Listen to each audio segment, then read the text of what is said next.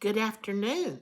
This is Sunday the 7th, and I hope you all attended Sunday school somewhere today and had time to worship the Lord.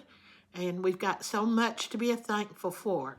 And I had an enjoyable evening and day, and I decided, I got to thinking about what the minister said this morning. He brought up the fact that we need to learn to worship at home first. We need to live for God at home just like we do when we go to church. And I got to remembering how that my children, a lot of times when it come time to eat a meal, well, they would come in here 2 or 3 times and they'd say, Mama, what's for dinner? Or, Mama, is dinner almost ready? I can just almost hear them now when they're doing that.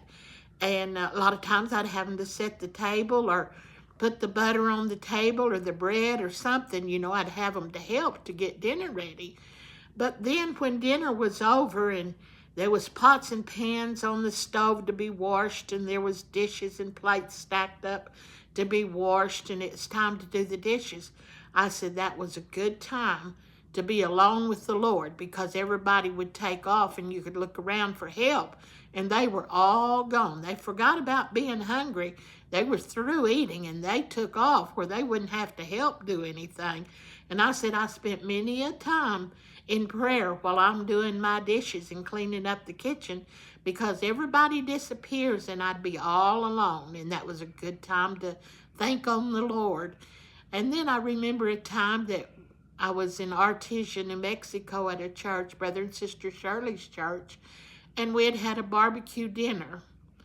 And when we got through with the dinner and we'd served all the plates and everything had disappeared, except the dirty dishes.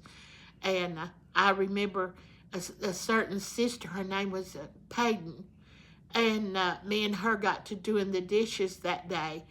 And I stood there at the sink and I said, Sister Peyton, can't you see it when we're invited to the Lord's Supper in heaven that they'll holler on a speaker or something, or God will speak up and roar through the crowds and say, Sister Betty, you and Sister Peyton come do the dishes.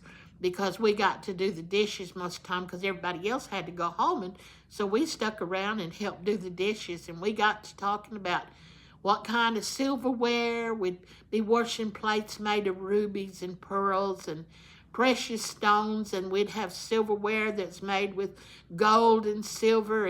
And we would enjoy doing dishes when we get to heaven. But you know what? We're not in heaven yet, so we still have these dishes to do and things to do. But we have a good time sometimes when we do them things. God has been good to us, and I've got so much to thank the Lord for because He's kept us in the health that we do have, and He's blessed us so many ways that we've got a lot to be thankful for. So when you're doing the dishes all alone, parents, think about calling on the Lord because you've got plenty of time of being alone. And back in that day, I didn't have a dishwasher or anything. Everything was done by hand.